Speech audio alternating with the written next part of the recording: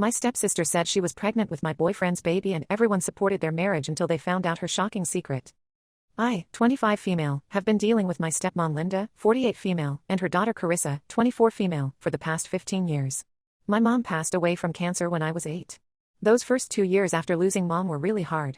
My dad threw himself into work, and I spent most of my time with my Aunt Sarah, mom's sister.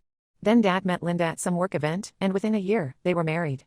From the moment Linda moved in with Carissa, my life changed completely. Linda made it clear that I wasn't her daughter, and she had no intention of treating me like one. She would constantly compare me to Carissa and find ways to put me down. If I got an A in school, she would remind everyone that Carissa got an A+. If I won a participation certificate in a competition, she would talk about how Carissa won first place in something else. Growing up, Linda always favored Carissa over me in every way possible. If we both asked for something, Carissa would get it immediately while I had to wait for weeks or sometimes never got it at all. I remember when we were 14, we both wanted new phones. Carissa got the latest iPhone the next day, while I had to wait 3 months to get a basic Samsung.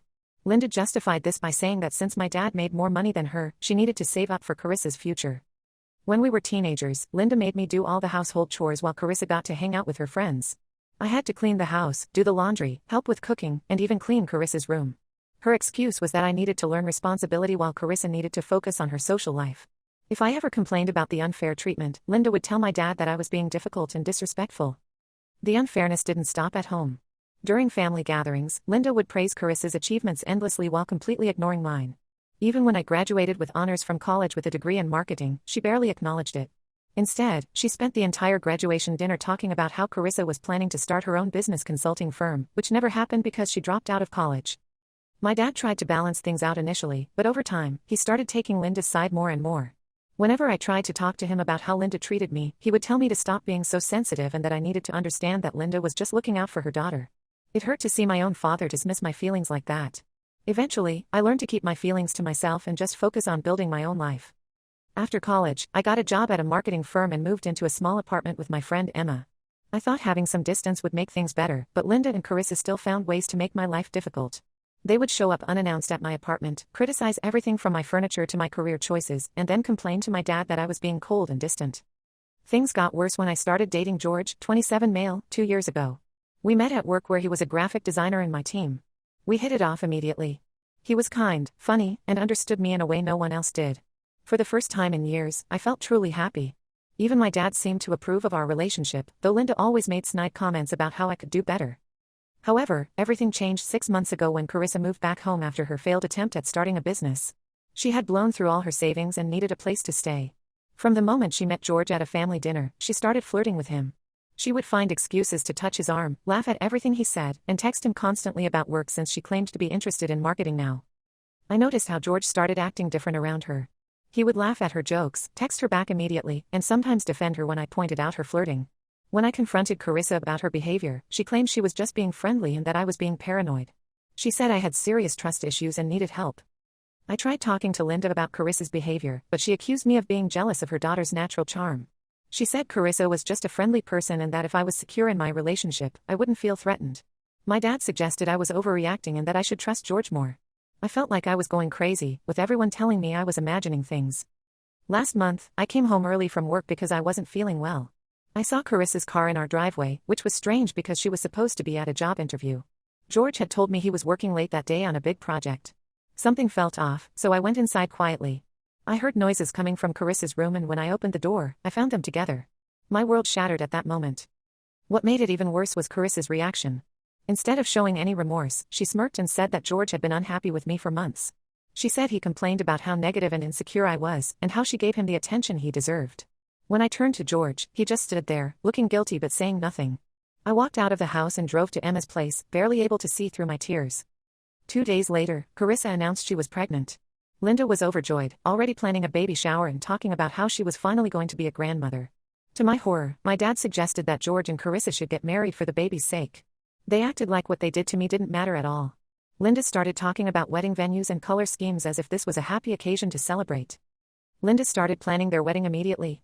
She even had the audacity to suggest I should help with the preparations since I was going to be an aunt. She said it would be healing for me to be involved. My dad tried to convince me that this was for the best and that I should accept it for the sake of family harmony.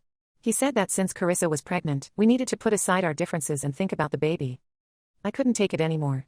I packed my things and moved in with Emma permanently. I blocked everyone's numbers except my dad's. He keeps calling, telling me I'm being childish and that I need to come home. He says I'm breaking up the family and making things harder for everyone. Linda and Carissa have been telling everyone that I'm just jealous because Carissa is pregnant and I'm not, and that I always try to ruin Carissa's happiness. I refuse to be part of this circus anymore. I'm not going to pretend everything is okay when my stepsister and ex-boyfriend betrayed me in the worst possible way. My dad's constant attempts to sweep this under the rug only show me that he will never prioritize my feelings over keeping peace with Linda. I've spent my entire life trying to be understanding and taking the high road, but I'm done. They can have their perfect little family without me. Update, 3 weeks later. George showed up at my workplace today. He looked terrible, like he hadn't slept in days. His clothes were wrinkled, and he had dark circles under his eyes. He begged my coworkers to let him talk to me, even though I had specifically told security not to let him in. I finally agreed to talk to him in the break room just to avoid making a scene. He told me that Carissa had been cheating on him with multiple guys and that the baby might not even be his. Apparently, she had been going out almost every night, claiming she was meeting friends to plan the wedding. He only found out the truth when he came home early one day and found her with another man in their new apartment, the apartment his parents had helped them rent for a fresh start. According to George, when he confronted her about the man, Carissa just laughed. She didn't even try to deny it or make excuses. Instead, she told him that she never loved him, that she only wanted him because he was with me. She admitted to pursuing him just to prove she could take him away from me. She said it was amusing to watch me spiral while everyone took her side. When he asked about the baby, she said she wasn't sure who the father was, and she didn't really care. George showed me texts from Carissa where she bragged to her friends about sleeping with other men while being engaged to him. There were messages where she called him pathetic and said she only agreed to marry him because her mom insisted it would look better for the family. She even joked about how easy it was to manipulate him by crying and playing the victim. He broke down crying in the break room, saying he made the biggest mistake of his life by betraying me. He talked about how much he missed me and how he realized that what we had was real. He said he let himself get manipulated by Carissa's attention and Linda's constant praise, but now he saw them for who they really were. Part of me felt satisfied seeing him suffer, but mostly I felt nothing. The George the first love died the day I found him with Carissa. I told him that he meant nothing to me anymore and that he and Carissa deserved each other. When he tried to grab my hand, I pulled away and told him if he ever came to my workplace again, I would file for harassment. My dad called later that day, saying he had heard what happened with Carissa.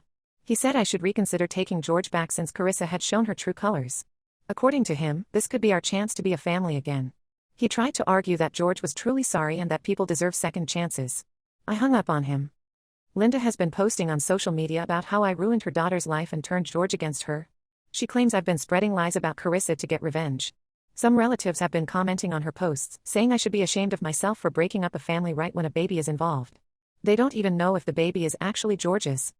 Emma's cousin works at a marketing firm in Boston and helped me get an interview there. I got the job, and I start next month. The pay is better, and they're even helping with relocation costs. I haven't told my dad yet, but I don't owe him or anyone else any explanations. Sometimes the best revenge is living well and letting karma do its job. The only person I still talk to is my Aunt Sarah. She was there for me after Mom died, and she's here for me now. She told me she's proud of me for standing up for myself and not letting anyone manipulate me into accepting unacceptable behavior. She said Mom would have been proud of me too. Carissa tried to reach out through a mutual friend last week. Apparently, she's panicking because George is demanding a paternity test and threatening to tell everyone the truth about her affairs. Linda is furious because some family members are starting to question their version of events. My dad left me a voicemail saying we should all sit down and talk things through, but I deleted it without listening to the end. For the first time in years, I feel free. Moving to Boston means a fresh start away from all the drama and manipulation. I've spent too many years trying to win the approval of people who never saw me as family. I don't need people who only remember my worth when they need something from me. They made their choices, and now they have to live with them. As for me, I'm choosing myself for once, and it feels right.